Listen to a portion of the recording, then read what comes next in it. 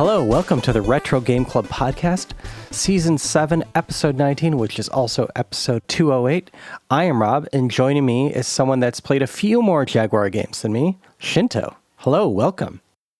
Hi, yes, and believe me, the Jaguar has a lot of games, or, at least it feels that way when it takes on average 4 months to podcast about each one. I've been at it for over 10 years, and I'm not even halfway through.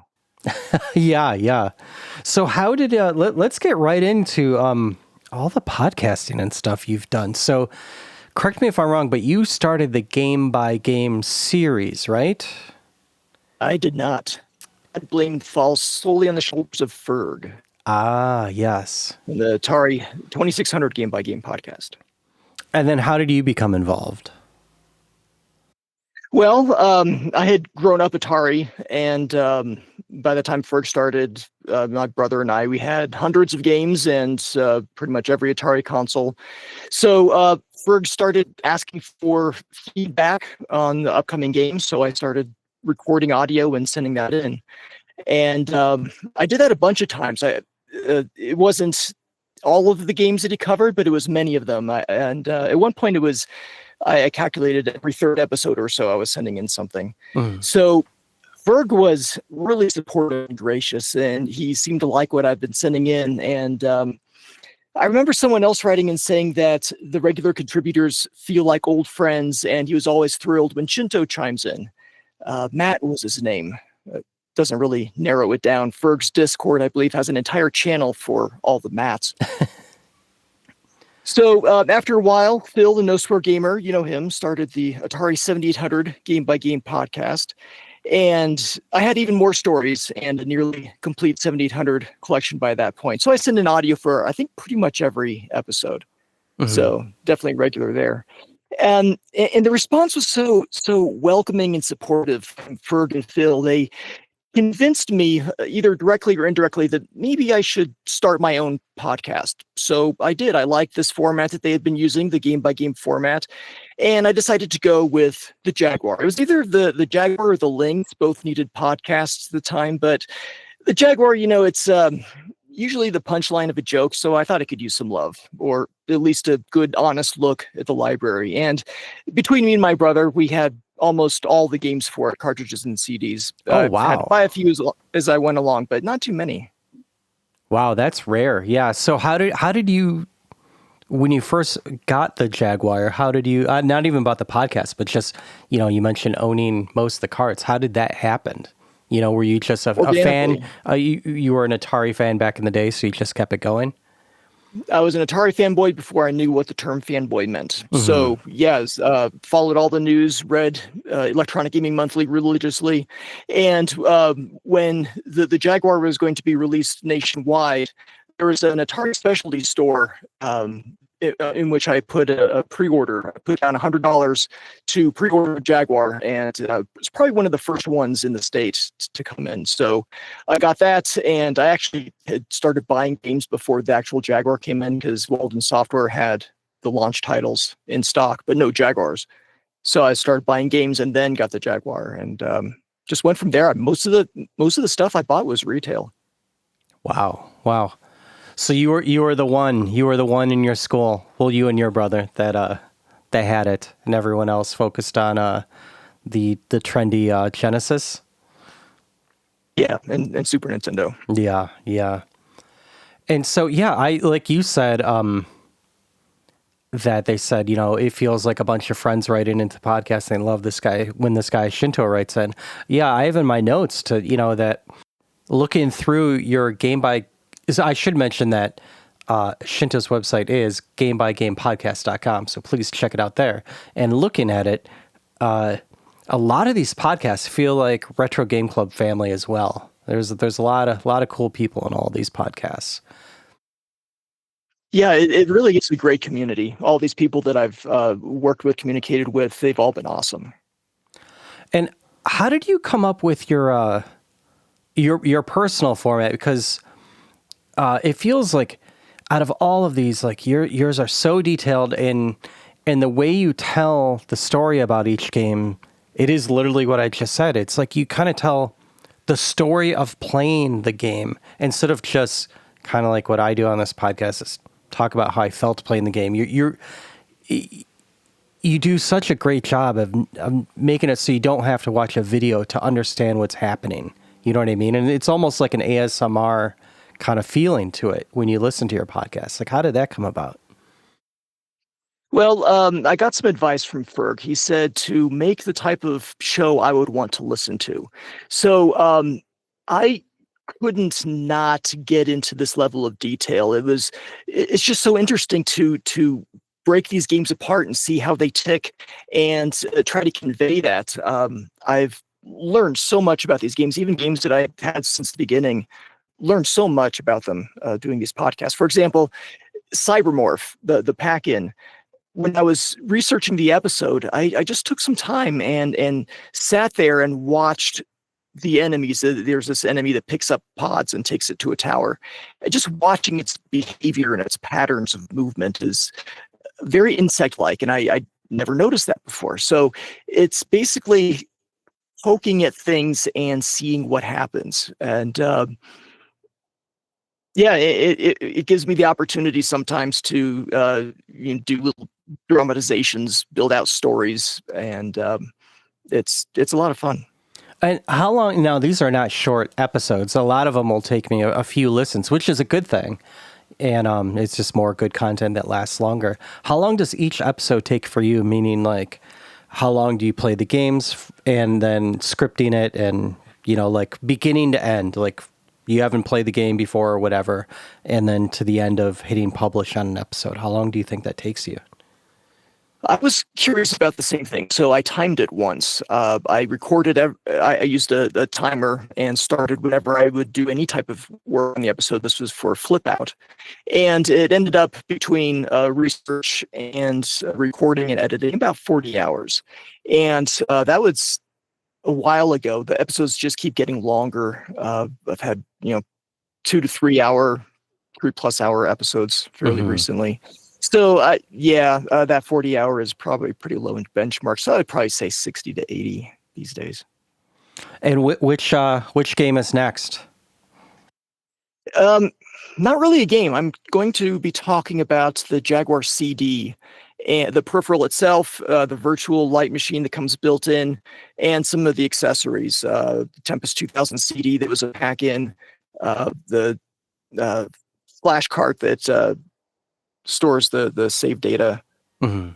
I'll be covering all of that. And you recently picked up a Jaguar CD, did you not? That's right. Yeah, there was a lot of just a bunch of different games, and when you try to do bulk deals, you tend to get better prices. And so I was like, if we include that, how does this all look? And I couldn't turn it down. And I own a Jaguar and not a CD, so I figured, why not? I don't own any CD games yet, so we'll see how that works out. Have you powered it up? Does it work? You have a power supply? I have not powered it up. So we are still looking for our next house, which will have my hopefully forever game room. And so a lot of stuff just goes to storage and waiting for that to happen. So I cannot wait. But he did send a video of it working. So and it's a person I've purchased through a lot. This is a little tip from people.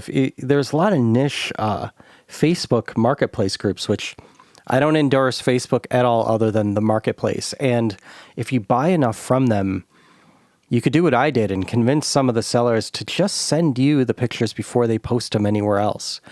And you get good relationships with these people who are good sellers. And that was a situation here where it's someone we've bought and sold stuff to each other a lot. So I was lucky.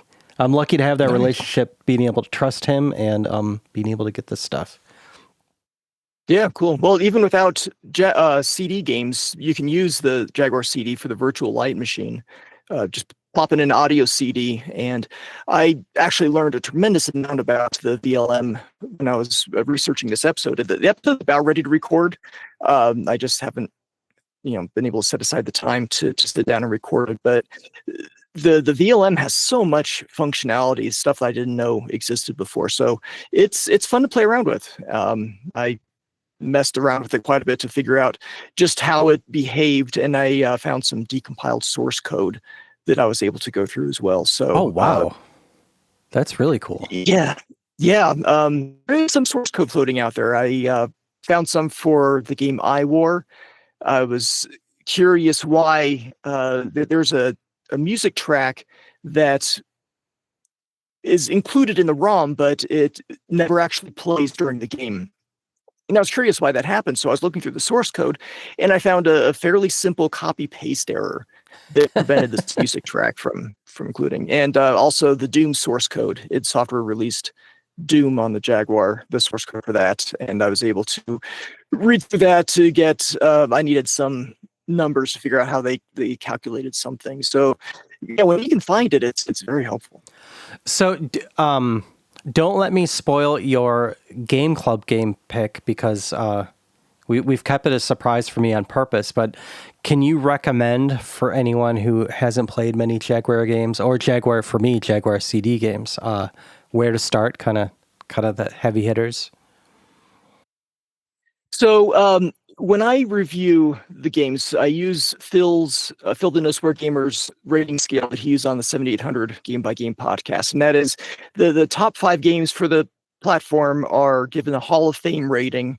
Everything else that's pretty good gets a solid rating. Everything that isn't all that solid gets a meh rating, and the worst 5 get the trash rating. So I have chosen 4 of my 5 Hall of Fame games so far. And Tempest 2000, of course, is one of them. Mm-hmm. Alien versus Predator, of course. Oddly, Pinball Fantasies. That's one of my favorites, digital pinball game. And shoot, I said I did 4. That's only 3. I'm drawing a blank. I'm sure you'll remember halfway through this episode and then just say a random game. Yes, I'll blurt it out. Yes, exactly. And so you briefly mentioned you're also working on an emulation project? Yeah, so I have a brother. He's 2 years older than I am. And when we went our separate ways, we divided the spoils of our childhood like this. He got all the Star Wars and the Transformers, and I got the video games. Not all the video games. He kept his Lynx and his Jaguar and all the games that he bought for them, but I got everything else. Mm-hmm. And my mom thought that he got the better end of that deal, but I disagree. I mean, would you rather play Atari today or bust out the Dagobah playset? Exactly, yeah. Yeah, so I got all the video games, and I've added to them over the years. And my brother's first wife hated video games, so she made him get rid of what he had left. So I got his Jaguar and later his Lynx and all those games. But you know how it is. You tend to get nostalgic for these old games, and he's been feeling nostalgic recently. So there is a Korean company called Hard Kernel that designs and manufactures single board computers. Kind of like a Raspberry Pi, but usually built around rock chip processors. They've got some x86 and Amlogic, I think, as well. Okay. I've got a couple of these little rock chip boards. Got them for cheap. They're running headless, doing various things around the house. But I was on their website, Hard Kernel's website, some years back, and I found a kit for a handheld emulation system called the Odroid Go Advance. And I think you guys, you and Hugh mentioned this at some point on this podcast, but it runs Ubuntu 20 and a bunch of emulators, and it's nice. It's a nice little system, really flexible, and it was cheap. But more recently, they came out with a new model with a big screen and a better processor and a second analog stick. And this one's called the Odroid Go Ultra. It comes fully assembled and is actually cheaper. I bought 2 of them there. It's $55 each, and you can't beat that. So I have a printout in full dot matrix glory of our entire video game collection in the mid-90s when I moved away. And this list is what I'm loading on his Odroid Go Ultra. Atari stuff especially, but there's also some Genesis and some Super Nintendo games that we had, and a couple of MS-DOS games as well. There's a 3-on-3 basketball game for DOS by Data East called Dream Team, and I still have the floppies for that and a way to read the floppies, so that's one of the games I installed. We played so much Dream Team on my 386 sharing a keyboard. So yeah, put that on there, and Spear of Destiny. I might try to get X-Wing and TIE Fighter on there as well. The controls need to be tweaked. But it wasn't long before I gave up on the Ubuntu distro that it comes with. And it's kind of stripped down. There's an alternative, though, called Rocknix, which has way more options. I mean, you're going to want different screen effect shaders between the different systems. My 386 looked different from the Lynx, which looks different from like the 13-inch Zenith color TV we plugged our 2600 into in 1982. So with Rocknix, I can really dial this stuff in. So getting all the artwork and the metadata set up, I wanted to just show the box art rather than screenshots, and still use Emulation Station's scraper utility to load in all the other metadata. It's just about done. It's getting pretty close, but you know how it is. You're a programmer. The last 10% of a project typically takes 90% of the time. So I'm slowly working through my to-do list, but it's really slick. I've got it, for example, customized so that if you fire up Robotron on the Atari 7800, you can use both thumbsticks to control it. One moving and one firing, just as if you plugged in two controllers into the actual 7800. So hopefully it goes over well when I give this to him. I think it will. Nice. Very cool. Very cool. And I'm trying to think any other questions. So is there any episode that is your favorite that you'd like to shout out or anything? Maybe if someone hasn't listened to any of your podcasts before, like a good starting spot. I really enjoyed making the iWar and Hover Strike episodes. Okay. So yeah, maybe check those out first. And I will shout out my personal favorite, the Rayman episode. I love that one for some reason. For some reason, it just really grabbed me. And I don't know why. You didn't do anything different in it. It just really, I don't know, the storytelling in that one really caught me. Thank you. Yeah, it's fun to do. It's a lot of research that went into that one. And that's actually one of the more contentious games that I've covered, because there's been a rumor floating around that Sony paid Ubisoft a bunch of money to remove the exclusivity for Rayman so that it would be released on the PlayStation first. And based off of all the research I did, I didn't see any evidence of that. And on my thread on Atari Age, I kind of got some flack for my stance, but I stand by it. I think it was not a conspiracy against Rayman being released first on the Jaguar. Well, I actually thought it was one of my games I owned for PlayStation, and it wasn't for, maybe a decade till I realized that it was a Jaguar game as well. Like, and that's at a time where I was thinking like, wow, this PlayStation, looking at the Rayman graphics, like no other system could do this right now, but the Jaguar already was. Yeah, I was actually kind of surprised. I thought the PlayStation probably put fewer colors on the screen than the Jaguar did, because the Jaguar is really good at throwing colors on the screen. But I did really detailed analysis of screenshots of both of them, and the color depth is pretty much identical between the two. Wow. Yeah, that is a fantastic one. Definitely a classic. Or as you would say, a Hall of Famer for me. Rayman, that's my other Hall of Fame. Thanks. Oh, really? Yes. That was it. We got there. Well, again, thank you so much for joining us. And why don't we move into some podcasting? Yeah. So, have any news? Well, before that, some quick follow-up from a previous episode where Steve Garwood from TTI was on. He did say that he would answer any follow-up questions, and we did have a few follow-up questions in Discord, which he answered. One of those questions was, what happened to the old stock when Turbo Zone Direct shut its doors? Really, he said all the stock was mainly for out-of-warranty replacements, where someone would send in a broken system and they didn't have time to repair them, so they just sent him an unopened unit as a replacement. And he wishes he owned a scanner, because he does have a photo of a ton of duos just stacked up to the ceiling, which I would love to see that. Yeah.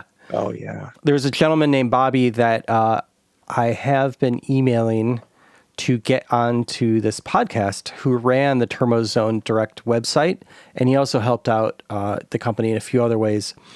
And Steve did say that he bartered a bit with some of that stock to keep the website going. And so I wonder if Bobby has some cool stuff from back then. Someone else wrote in asking if he remembers Tony Hawk doing promo videos for TurboGrafx. So there is on YouTube a video that Tony Hawk literally edited, and it's because at the time, vert skating wasn't making a bunch of money for him anymore, and it's before his video games release, so he needed to make money. And he owned, probably an Amiga or Video Toaster or something, and so he figured that could be the rest of his career and a way to make money. And so he did some TurboGrafx promo videos, which were very cool. And Steve says he does remember Tony. He was a fixture in the South Bay area where they were based, but he never actually met him. And then the last question was, were there any prototypes or devices that were never released that we may have not heard of?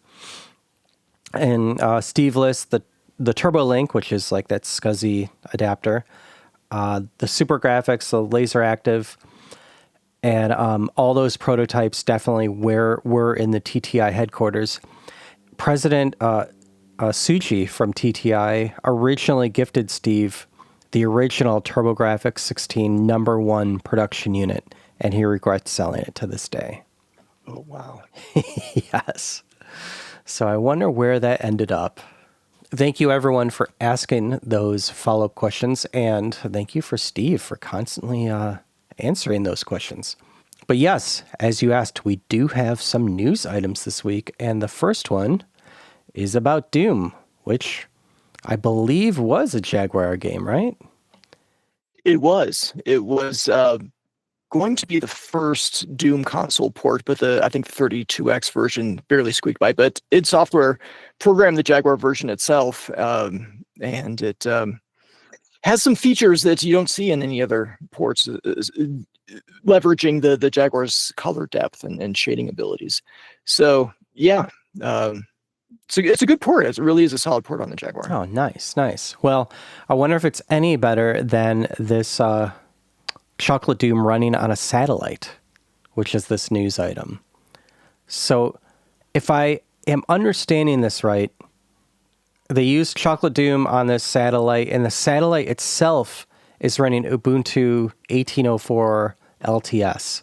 So not too difficult to run it on this hardware. It's just where this hardware is that may be difficult.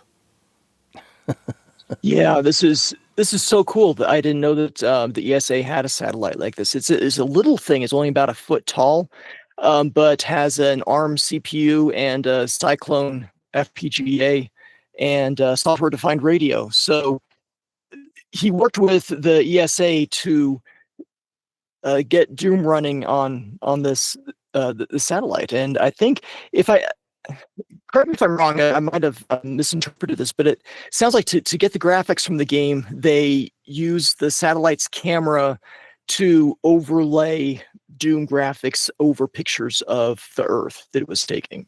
Oh, yeah, I was wondering that. Yeah, that's funny. That's creative. That is. But that means it was at least what it says, like 256 colors, so that should be pretty fine. Yeah, that's what it says. So it says restricted, but I mean, I remember when 256 colors was great. Oh yeah, absolutely. And our next one we talked about before, but it is complete now. Sonic GX. So this is a Sonic game on the Amstrad. Amstrad GX 4000. So if you are probably in Europe and you have an Amstrad, now you can have a full working Sonic game, which looks pretty good. It looks like it plays pretty good too. Yeah, that GX 4000 is a cool looking console. Yeah, I've never used one. No, I've not used any Amstrad hardware, but this is Z80 based machine, so I guess it'd be closer to the Sega Master System than the Genesis. But yeah, the game looks great, and I've got a fascination with the Amstrad computers because it was a pretty long running thing and quite interesting hardware. Yeah, and it looks like this person put their heart and soul into this. It looks fantastic. Yeah, definitely. Let's see. Oh, this is kind of a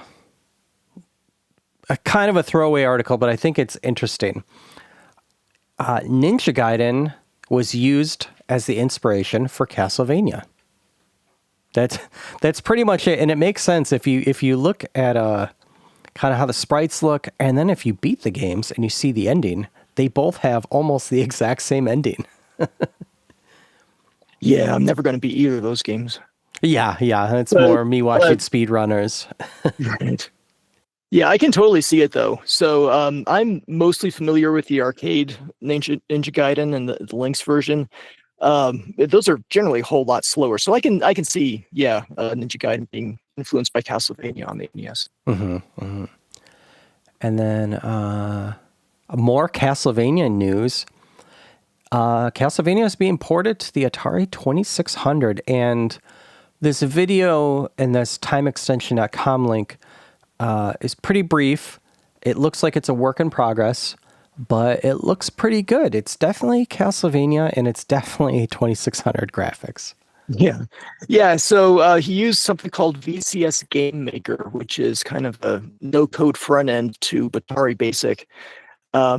I've played with Atari Basic a little bit. It comes with this little demo game that's a crappy game, but just like 3 lines of code, and it was able to put stuff on the screen and let you interact. So it's pretty impressive. I have it on my to-do list to mess with this a bit more. But yeah, it looks good. It's got big multicolored sprites, or at least 2 sprites that you can see. And I think he's aiming for just one fully playable stage rather than a whole port, but definitely impressive. Absolutely. Yeah, I couldn't agree more. And let's see what else do we have here? That is all of our news. We do have a brief topic of the episode, which is more of just a discussion. It is missed birthdays of the past few weeks, and the first missed birthday is the 40th birthday of the 386 CPU. What memories or anything do you have about the 386? My first computer was a 386. My first real computer. It was a Packard Bell Legend 316SX that I got at Best Buy for like $1,600 with a monitor and printer and a mouse. That was probably 92 or early 93, ran Windows 3.0. But this thing was such a huge step up from the 8088s that I've been using. Like at school, that we had Tandy 1000s. And my dad's computer at home was a green screen Hewlett Packard 8088. So yeah, the colors and the power is stunning what this machine could do. Oh yeah, same with my first PC that wasn't an Apple was a Magnavox Head Start 386 SX16, 1 meg RAM, 40 meg hard drive. It had the first caddy-based CD-ROM and a nice VGA monitor, and it was very capable. Yeah, the 386, I guess, inspired Linux. Linus is quoted as saying that Intel finally released a useful CPU, and that's why Linux is x86 first. So when I was in college, I was playing a MUD called Zabesta, multiplayer role-playing game, and it was hosted by a 386 running Linux at the University of Washington. So that's when I first really learned about Linux and being able to run a Unix-like system, not on the Sun machines that we had at the college, but on commodity hardware. Wow. Yeah. I remember when I was in high school, I got into MUD, and the one I was playing is called Lost Souls. It's still going on. And that's when I first learned Linux too. I was very lucky where my mom was going to university getting her master's. And so I walked her into the computer lab and told her what to say to get her Linux and dial-in login. And so I was able to, download Star Trek images from FTP sites and, learning about MUDs and stuff. And I remember they were running on a 46, and so many people were on it. it would often slow down, which sometimes would result in your death because you couldn't react fast enough to beasts killing you. When they upgraded to the Pentium Pro, it was a dual Pentium Pro that a lot of people chipped in to get. I forget what university it was actually at, but I remember, oh my God, it's night and day. But I didn't realize you were a Mud fan back in the day. Were there any others that you played, or was that your main one? There is one hosted at the school called the Edge of Darkness. I didn't really get into that one, but Zebesta tanked my grades. Oh, it was bad. Now, did they ever have to upgrade because the 386 was getting a bit old for too many users on it, or did it hold its own? I think they did, but for me, the bottleneck was the modem in my Packard Bell. It was a 2400 baud modem, and you had to use one of the precious few ISA slots in order to upgrade that. So I was mudding it 2400 baud for the longest time. Oh yeah, that could be brutal when you need quick reaction times to run away from beasts that are too powerful. Right, you're waiting for the screen to scroll and you're halfway dead by the time it's up. Exactly, yeah. But I mentioned I had a 3D6 SX. That means that I had to get the 3D7 chip for FPU, even though I probably never utilized it. And, it was just so cool that the 3D6 had that X80 or that 8088 backwards compatibility, had the new protected mode, and really just that raw horsepower. That was a big deal, Yeah, it's funny you mentioned the 387 math coprocessor because I got one of those as well. Mostly because I could, because there was an empty socket on that motherboard and I could put something in it. But I also had a Mandelbrot generator for Windows, and I wanted it to run faster because it was really slow. So I got that math coprocessor, and it didn't really help. Yeah, I can't even, I don't even know if there are games I used for it. I have no idea why I got that thing. Like you said, I think it was just, it filled that empty socket, which filled my empty soul. Right. And yeah, it's where I played many Sierra games, Microprose games, LucasArts games, id games, and I ran my first multi-node BBS on it, which I used Desk View to multitask, to handle that multi-nodeness. Do you remember Desk View? That was a Compaq software, right? I can't remember who released it, but it gave DOS multitasking. Very nice. Yeah, very strange. Any other 3D6 thoughts, history lessons, anything like that? So around 2010, I was given an old Toshiba 386 laptop. Somebody's cleaning their house, and here, you want this thing? Sure. So it was monochrome black on white, and I installed Wolfenstein 3D on it, and it's really trippy to play because all the colors were reversed from what I was used to. But all I had was a floppy drive and the little hard drive. So to load the stuff on there, I plugged in my zip drive. I was able to use my external parallel port zip drive to load software on there. So it's pretty handy. I only use that thing for a dumb terminal, though, and the occasional Wolfenstein reverse video thing. And kind of the way I feel about it is, if you're using retro hardware as a dumb terminal and that's it, you've kind of failed. You need to do something better than that, because that's kind of a low bar. So I ended up giving the laptop away at a White Elephant Christmas party. Hopefully the person appreciated it. Oh yeah. Yeah, he was quite thrilled. Nice. Well, our next missed birthday is one that you said you may not have as much history with, and that is the PlayStation 2 turning 20. Yeah, You never got into that one? No, I played Simpsons Road Rage on a PS2 at a friend's house, but mostly went with the Xbox for this console generation, for good reason too, because we were at my friend's house and playing his Xbox. I think it was Dead or Alive 3. And my wife was telling me, that looks really good. Maybe we should get one. And when your wife says, hey, let's get a video game console, you get that video game console. Yeah. So that's why we bought into the Xbox. But there were some really good games on the PS2 that were exclusives. Champions of Norath was one of them. That's a type of game that we were really into. Shadow of the Colossus is amazing.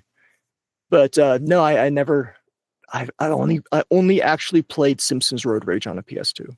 I have never heard of Champions of the North, and I am looking it up right now. Oh, it's an ARPG.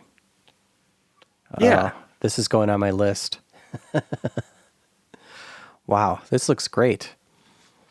Well, I was actually living in Sydney the first time, and I was walking through Chinatown in February 2000, and I saw the first PlayStation 2 when it was released in Japan.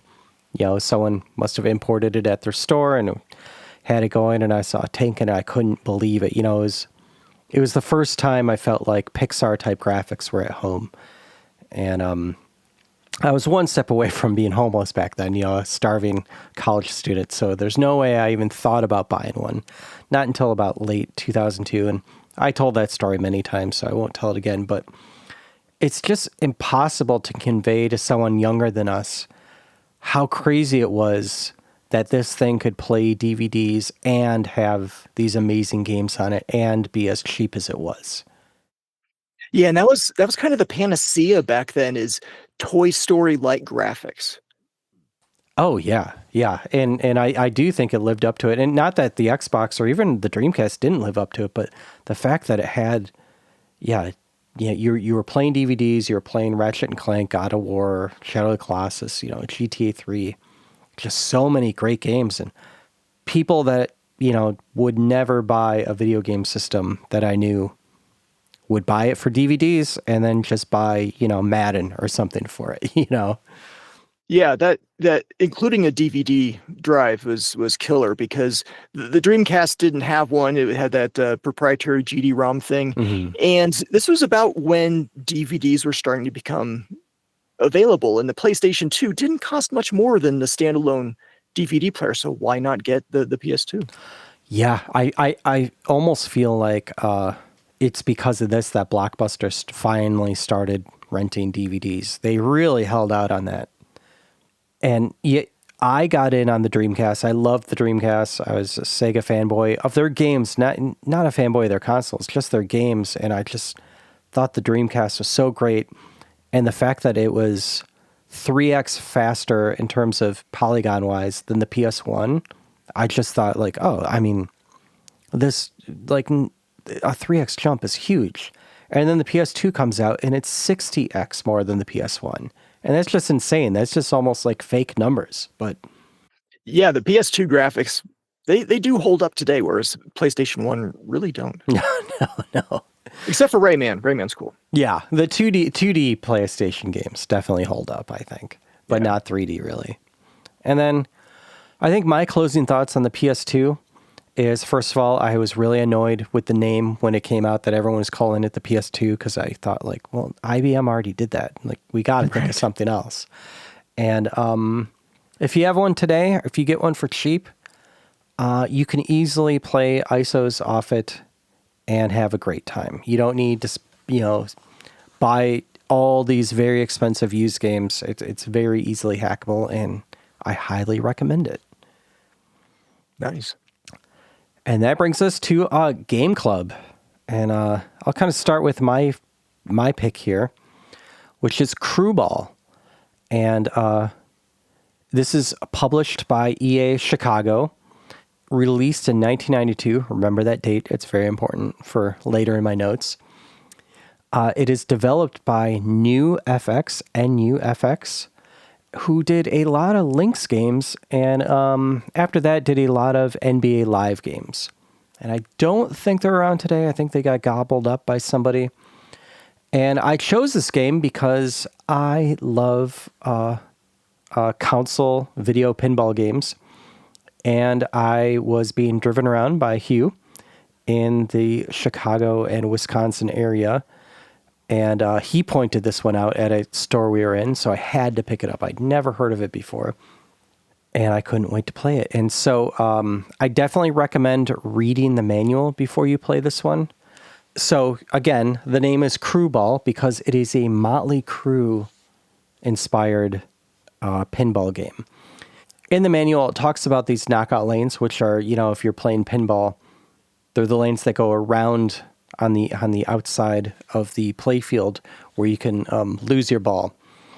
the main thing in the manual that it goes over is if that's starting to happen to you, if you hit the opposite flipper button from that side, which is kind of not intuitive to do, it really takes training, it'll kick your ball back out. It'll save you.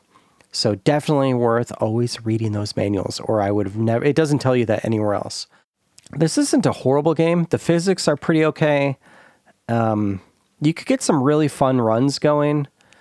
It doesn't quite feel like fully 16-bit. I don't know. It just doesn't have that Genesis polish that a lot of the Genesis games have. And, if I'm going to play video pinball, after playing this one, I would still go to Devil's Crush, which to me is a flawless game. And it is both a better pinball game and more metal. And one complaint I have is that the bumpers... you know how in pinball games, like little letters will come up on bumpers and you have to hit them, to do something, one of the mini games within pinball. Well, these spell rock and roll. And doing something like spelling rock and roll in any decade has never been cool. It's just so obvious. You know what I mean? It's kind of like me, a late 40s dude walking into a concert.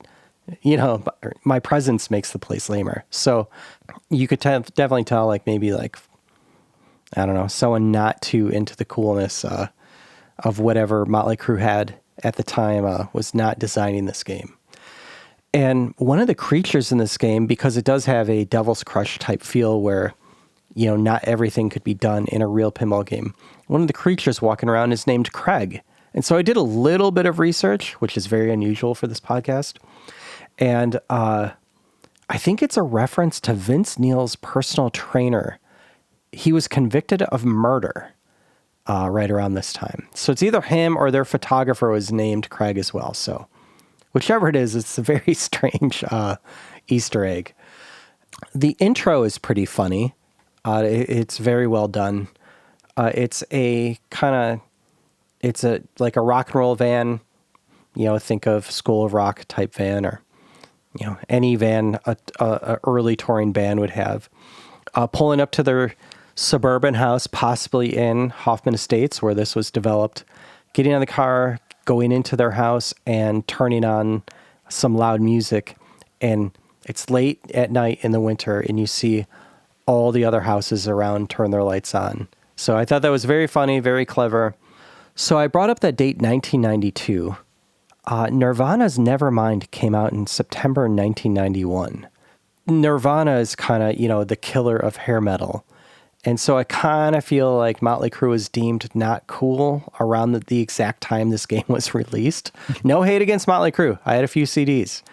And let's see, this only has 3 Motley Crue songs. It has Livewire, Dr. Feelgood, and Home Sweet Home. And the rest are by Brian Schmidt, who is a famed musician from dozens of pinball games. And he also did a few games like Madden 94 through 97. He did Zoop, Mutant League Football, and Narc.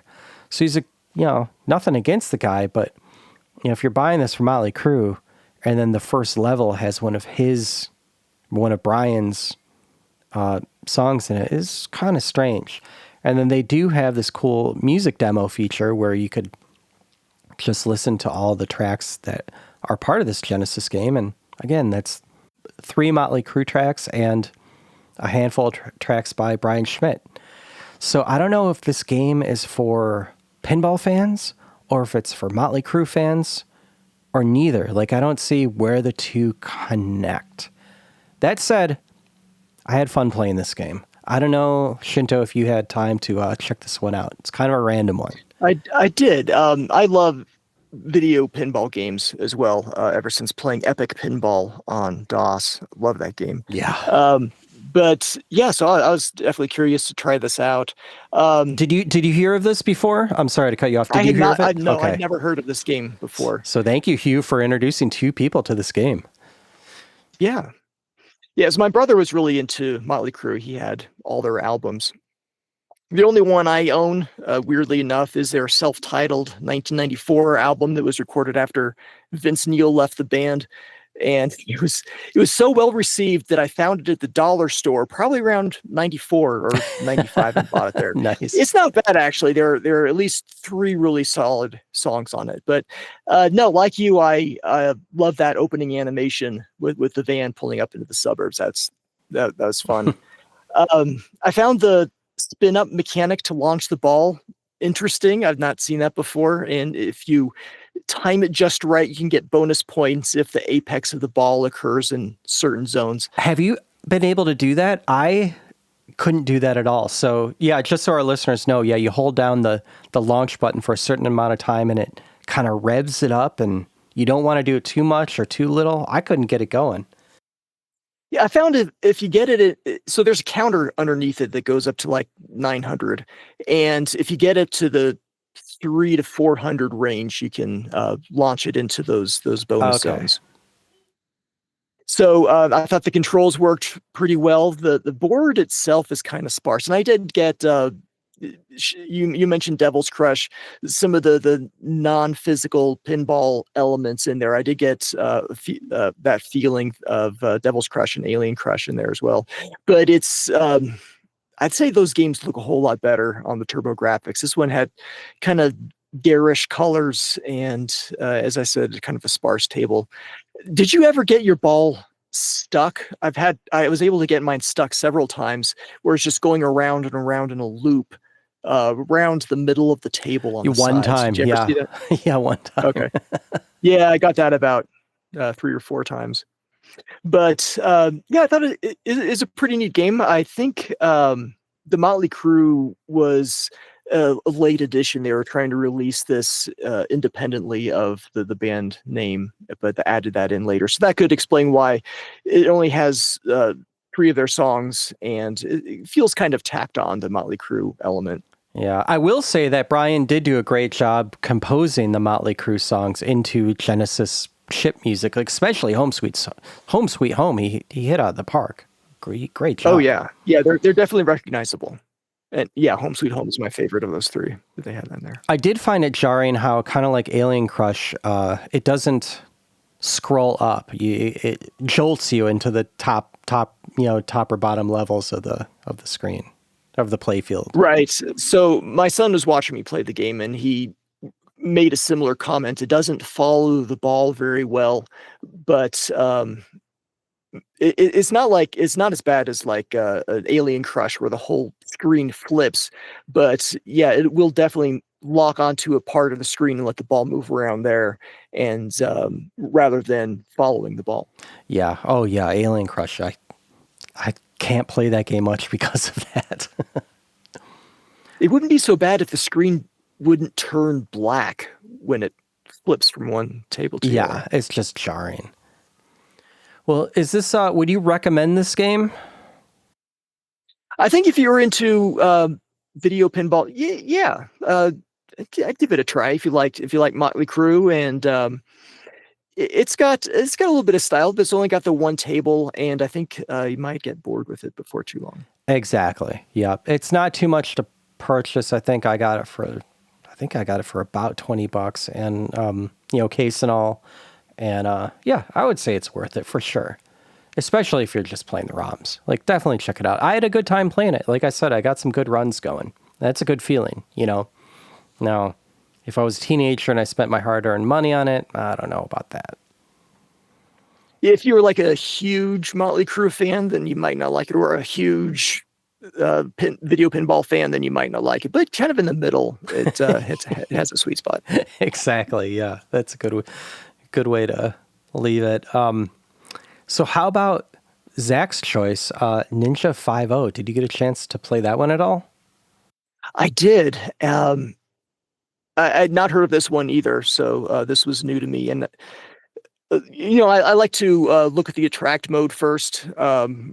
For the games I cover on podcast, and pretty much in general, I like attract modes. And this one really should come with an epilepsy trigger warning of some sort, because it has this flashing red emergency on there. But fortunately, you can skip this opening animation.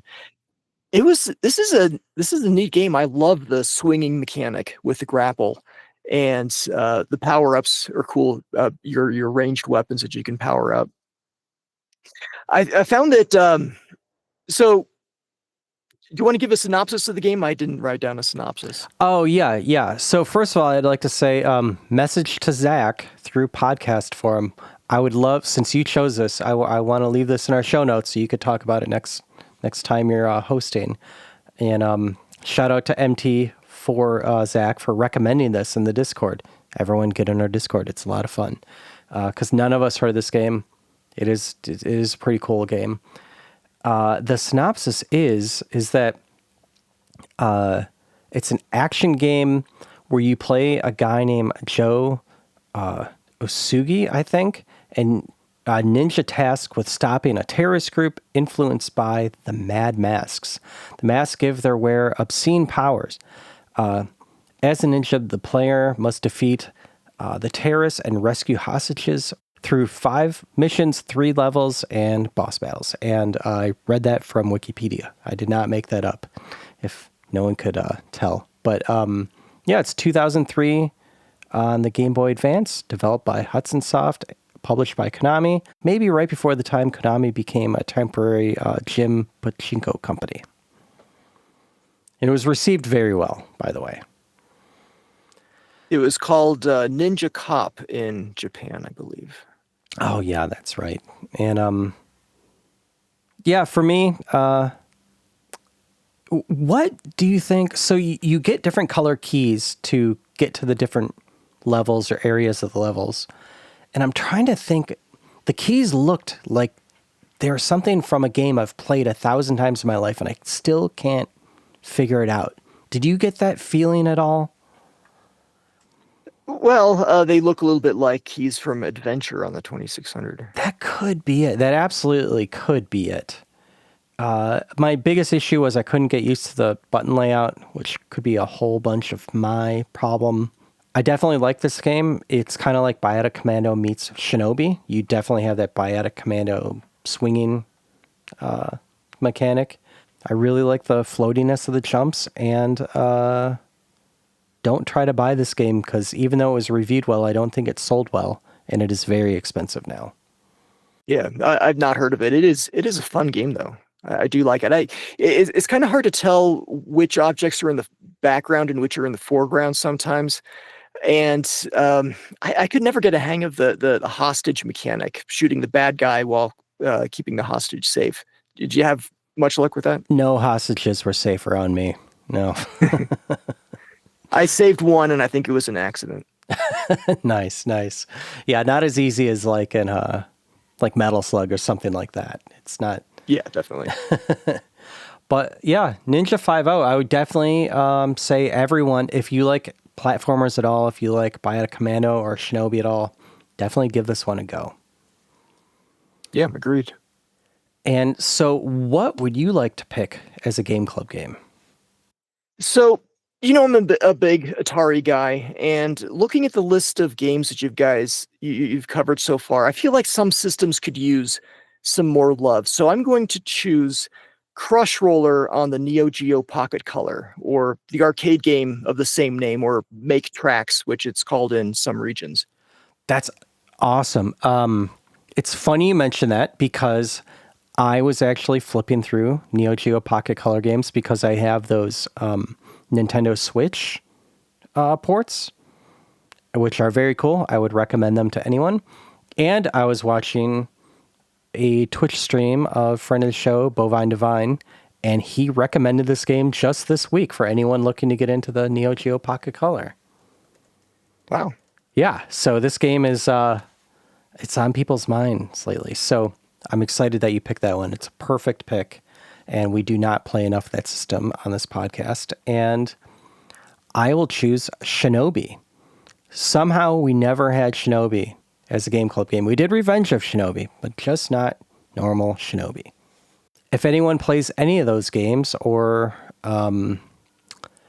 puts a game on a satellite or ports Castlevania to something else, please email us. Email at retrogameclub.net. That is email at retrogameclub.net. Get in our socials, get in our Discord. It's a lot of fun. And we do have an email this episode. from Hugh answering favorite Zelda-like games. And he says the correct answer is definitely Ys 4, although Secret of Mana is worth a nod as well. He says that I, meaning Rob, not him, I mentioned Dungeon Explorer, which he feels is more a Gauntlet-like. But Dungeon Explorer 2 is closer to being an adventure game, but good luck finding a legit copy. Yeah, that one is pretty expensive now. Yeah. And we have, and I should mention, No Swear Gamer did choose that question of the episode. And Zach's answer for it is Crystallis. My answer for it, I asked if Ys 1, 2, and 4 count, which if Hugh also said the same thing, we're going to go ahead and say yes. Newtopia should definitely be mentioned. 2 games I want to play more, which will eventually be Game Club games, is Alundra and Crusader of Senti. Starsky writes in saying, Moonlighter was a lot of fun. Tunic, absolutely. I tried Tunic. I realized that game is fantastic and beloved, but it was too difficult for me. I think I'm just not good at video games, maybe. And then The Binding of Isaac. So MT writes in, I don't think I'd go so far as to say Grandmaster on Famicom is my favorite Zelda-like, but it is my favorite to talk about. Instead of an overworld, it has a Mega Man-style level select. The backgrounds are gorgeous with complex architecture and surprising amount of verticality, no easy feat in this perspective.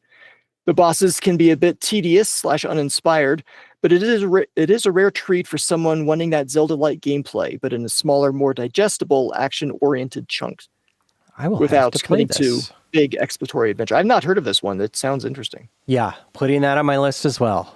And SM Oliva says, this is perhaps stretching the boundaries of the question, but I'll mention a game that I covered in my blog. The Tower of Miragian. I'm glad you said that and I didn't. Okay, is that an L? Yeah, Miraglen. I'm going to go with Miraglen. It's an old 2GS game that reminds me of Zelda, though it is actually in development before Zelda. I interviewed the guy who owned the company that published the game. It was a small outfit that did a handful of Mac and 2GS titles back in the 80s. He told me he bought Miraglen, yes, from the author, a teen coder, because he was trying to sell some 2GS sound cards and thought it would help him do it. LOL. Nice. And finally, Jordan M says, probably Okami for me. Beautiful experience. Yeah, that's a great one too. Yep. I want to go back and play that one. I know Zach loves it. Just kidding. He always says how much he hates that game. Wow, that's 3 games. I have Champions of Norath. I have Tower of whatever that M word is. And Grandmaster on Famicom. 3 games have entered my list this one episode. That's why I love doing this podcast. Nice. And did you have any, Shinto, you wanted to mention? I didn't have any additional ones, so I'm going to lose any respect that I might have had, but I've not really played much Legend of Zelda. I've never played the first one. I played the second one a little bit. I played Link to the Past a little bit. Played through Breath of the Wild and started Tears of the Kingdom. Those are great games, but I would have to say Newtopia on the TurboGrafx is a good one.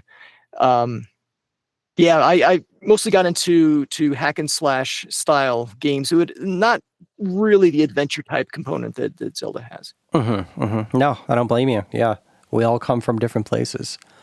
And so in honor of Shinto, I put the next question of the episode to be, was there anything Atari could have done that would have made the Jaguar a success? And I know I put you on the spot for that question, but you feel free to answer it now or maybe write in the next episode, whichever you prefer. I think I'll write in. Nice. I haven't written in a long time, so it's time. That's great. I've got thoughts. And then, so quick announcement, I will be traveling soon. So after this episode, the next one will be pre-recorded, but it is a fun one that I've been sitting on for many, many weeks on now. Our games are Shinobi, Crush Roller, Ninja, and we just played Ninja 5.0. So yeah, the new ones are Shinobi and Crush Roller. And again, email at retrogameclub.net or click on the show notes and see all of our socials, get into Discord, and interact with all of us. It's a ton of stuff going on in there. Tell us how the Jaguar could have been a success. And Shinto, thanks again for co-hosting and doing all your podcasts. I really appreciate all of those and love listening to them. And I hope everyone goes to listen to some Game by Game podcasts. Yeah, thank you so much for having me. This has been in the works for about a year. We've been trying to put this together. Yeah, that's all my fault because, my schedules just kept getting screwed up. So sorry about that. And who knows, maybe we can make it happen again. You have a lot of Game by Games we could talk about.